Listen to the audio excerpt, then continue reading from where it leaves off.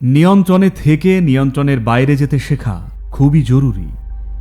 একমাত্র যারা নিয়ন্ত্রণের বাইরে যেতে শেখেন কিন্তু নিয়ন্ত্রণ বজায় রেখে, তারাই জীবনকে অন্যদের চেয়ে অনেক বড় আঙ্গিকে দেখতে পান। যখন আপনার এনার্জি এক অন্য রূপে পৌঁছয়, তখন হঠাৎই ভৌত অস্তিত্বটা তুচ্ছ হয়ে দাঁড়ায়।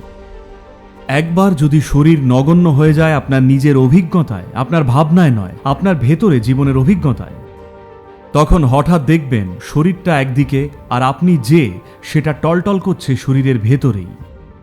তাই যখন শরীরের ভেতরে টলটল করতে শুরু করেন বারে বারে, তখন তত বেশি করে অভিজ্ঞতায় এটা আপনার মধ্যে গেঁথে যাবে যে আমি এই শরীরটা নই, আর এটাই হওয়া দরকার।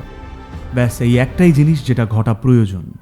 আপনার শরীরের সাথে একাত্ম ভাবটা যদি একেবারে ভেঙে যায় বিভিন্ন অভিজ্ঞতার মাধ্যমে, তাহলে এই অস্তিত্বের সব কিছুর সাথেই আপনার একাত্ম বোধ ভেঙে যাবে। আপনাকে এক এক করে আর ভাঙতে হবে না।